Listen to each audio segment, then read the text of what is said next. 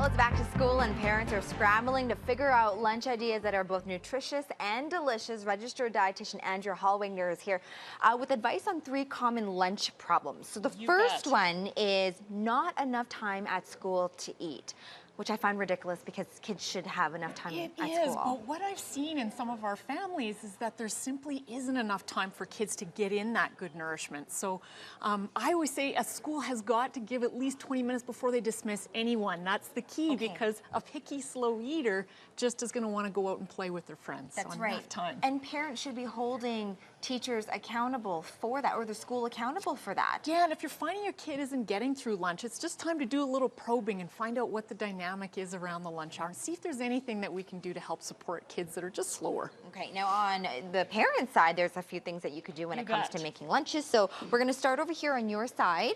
You want to make it quick, you want to make it easy and convenient for them. Well, the key with pokey or sort of distracted eaters is to get as much nutrition in a dense quantity as we can. So try a smoothie in a thermos. So we've got good nutrition. You can do your milks, your yogurts. You could throw tofu in there for extra protein, some hemp protein in there.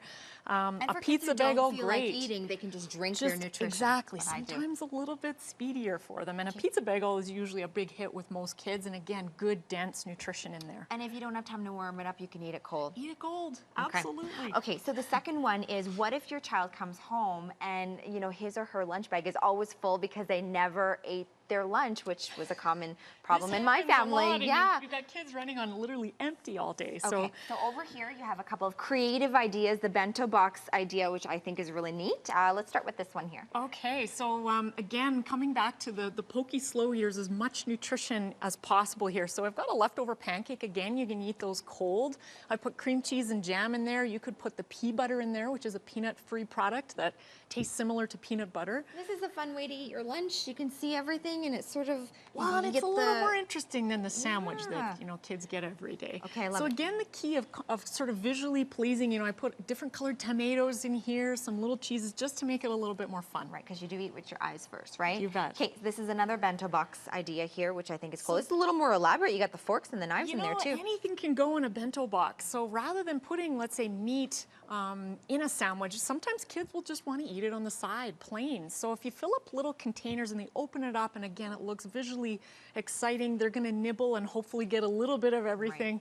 And balanced meal that way as well. And so important, you were saying, Andrea, is to get your kid involved while you're making the lunch too, so they know what's going in there, right? You bet. So the key thing with kids is giving them choice, but framing the choice. So for example, you could say, would you like raspberries or blueberries in your lunch, or cantaloupe? Right. Can't say, what do you want, or they're going to say cookies, right? Exactly. Okay. Exactly.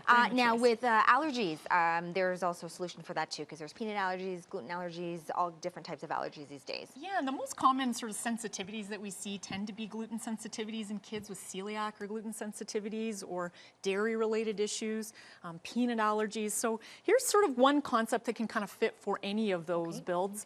This is an Udi's gluten-free bread. Right here. Yeah, and you can go on and get the recipe for this particular fluffy French toast on the udisglutenfree.com website.